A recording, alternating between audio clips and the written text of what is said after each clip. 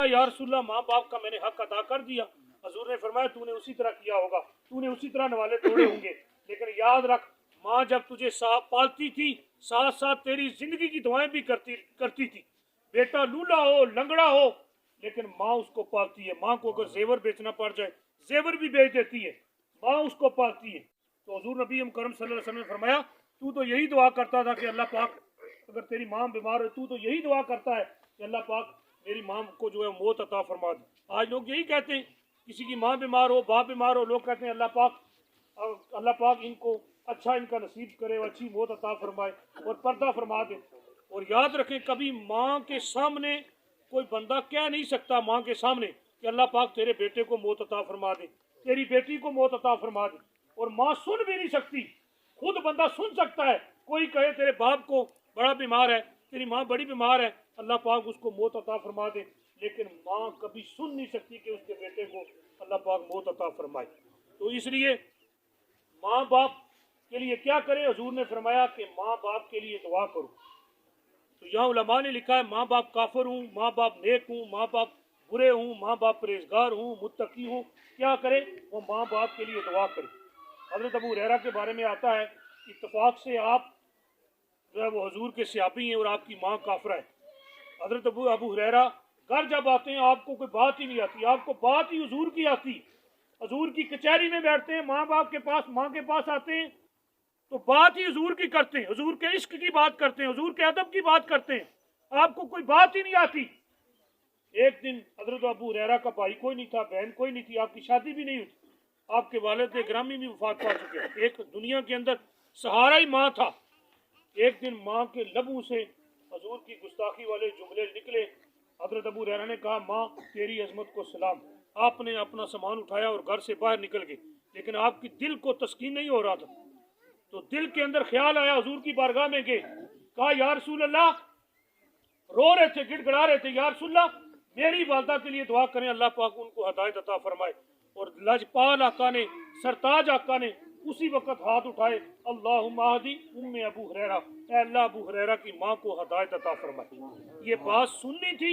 हजरत अबू हुरैरा दौड़ते हुए घर की तरफ आ रहे थे। किसी ने पूछा अबू हुरैरा क्यों दौड़ रहे हो, आज तक आपको दौड़ते हुए देखा नहीं है। हजरत अबू हुरैरा ने फरमाया आज देखना ये चाहता हूँ कि मैं पहले पहुंचता हूँ कि या हुजूर की दुआ पहले पहुंचती है। हजरत अबू हुरैरा ने जब दरवाजे पर दस्तक दी और अंदर से माँ ने कहा जी बेटा मैं आती हूँ, तो हजरत अबू हुरैरा ने कहा कि मैं समझ गया ये इसमें मुहम्मदी की बोली बोल रही है। तो हजरत अबू हुरैरा फरमाते हैं कि मेरी माँ ने कुंडा खोला और ताज़ा ताज़ा गुस्ल के जो है वो जिस्म से जो है वो ताज़ा ताज़ा गुस्ल के जो है वो कतरे भी टपक रहे थे और मेरी माँ कुंडी खोल रही थी तो ज़बान पर ला इलाहा इल्लल्लाह मुहम्मद रसूलुल्लाह जारी थी। तो माँ बाप के हक ख़त्म नहीं होते, माँ बाप के 4 हक हैं। मरने के बाद भी ये सुन लें, आज इस महफिल की वसातत से अल्लाह पाक मोहतरम आरिफ साहब की वालदा मरहुमा की बख्शिश फरमाए। उनकी वसातत से 4 हक। पहला हक माँ बाप जब मर जाएं सबसे पहले फर्स्ट ऑफ ऑल उनका नमाज जनाजा पढ़ना, और दूसरा हक उनके लिए इस्तगफार करना। और हदीस के अंदर आता है जिनके माँ बाप नाराज हो जाए, वो मना ना सका, माँ बाप को राजी ना कर सका, वो क्या करे? कसरत के साथ इस्तगफार करे। अगर इस्तगफार करेगा अल्लाह पाक माँ की बख्शिश भी फरमा देगा माँ बाप की, और अल्लाह पाक उसकी जो नाराजगी है उसको भी राजियत के अंदर अल्लाह पाक राजी कर लेगा। तो इसी तरह क्या करे? दूसरा हक ये है कि माँ बाप के लिए कसरत के साथ इस्तगफार करे। और तीसरा हक ये है अल बिर्रुल अस्दिका, माँ बाप के जो दोस्त हैं, माँ की सहेलियाँ या खाला हैं, उनके साथ हुस्न सलूक करे। बाप की तरफ से जो रिश्तेदार हैं यानी कि ताया है, चाचा है, बाप के दोस्त हैं, उनके साथ सिला रहमी करे, प्यार करे, मोहब्बत करे, अल्लाह पाक उसको जो है वो अजर अज़ीम अता फरमाएगा। और चौथा हक ये है, हुजूर ने फरमाया इन जाजुल वाद, माँ ने अगर किसी मदरसे के साथ वादा था, किसी तंजीम के साथ वादा था या बाप का वादा था, माँ बाप के वादों को पूरा करे। जो चीज़ें माँ बाप को पसंद थी, यतीमों के सरों पे हाथ रखना, गरीबों को खाना खिलाना, गरीबों को कपड़ा लेकर देना, अगर वो करेगा तो माँ बाप खुश होंगे।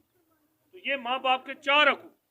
हुजूर नबी करम सल्लल्लाहु अलैहि वसल्लम आपके वालिद गिरामी जब आप शिकम में मादर के अंदर थे, आपके वालिद गिरामी का वसाल हो गया और अबवा के टीले पर हजरत उम्मे अहमद हजरत आमना रजी अल्लाह अन्हु, वो अजीम हस्ती हुजूर की वालदा माजदा, अबवा का टीला है और 3 नफूस कुदसिया है, हजूर नबी मुकर्रम सल्लल्लाहु अलैहि वसल्लम खुद और आपकी वालदा मायदा और हजरत उम्मे ऐमन और अबवा का टीला है। हजूर की माँ को बुखार हुआ, आप आपको पता चल गया कि ये मेरी जान लेगा।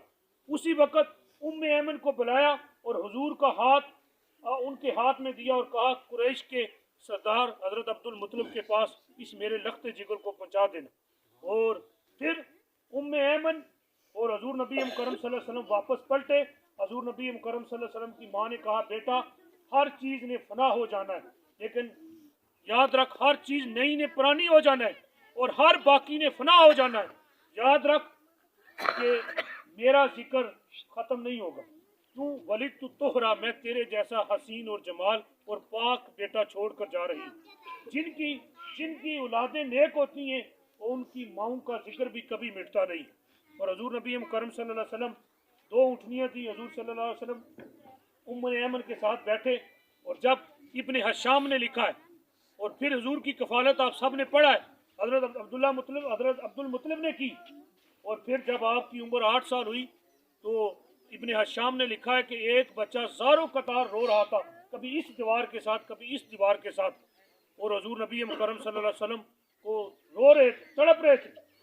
8 साल की उम्र के अंदर आप यतीम हुए, लेकिन दुर्रे यतीम ने फिर भी यतीमों के सरों पे हाथ रखना शुरू कर दिया। 8 साल की उम्र। आज मैं आप अपना मुहासबा करें, हमारी कितनी उम्रें, कितनी यतीमों के सरों पे हाथ रखते हैं। हजूर नबी मुकर्रम सल्लल्लाहु अलैहि वसल्लम ने यतीमों के सरों पे हाथ रखना शुरू कर दिया। और शायर ने बड़ी खूबसूरत बात की है, माँ सबसे पहले सारे काम छोड़ के पहली फुर्सत में अपनी औलाद को दूध देती। किसी ने लिखा कि शहर में आकर पढ़ने वालों भूल गए हो किसकी माँ ने कितना जेवर बेचा। माँ औलाद की तरबियत के लिए, औलाद की राहत के लिए, औलाद की आसूदगी के लिए, माँ किसी के घर के अंदर बर्तन धोने पड़े, अगर झाड़ू भी देना पड़े तो माँ इससे भी गुरेज नहीं करती। इसलिए कहा, कदर नेमत ज़वाल नेमत के बाद इंसान को कदर उस वक्त होती है जब ये नेमतें, जब ये राहतें, जब ये बरकतें घर से चली जाती। तो इसलिए माँ बाप की कदर करें। और फिर शायर हुआ एक किसान दानिशों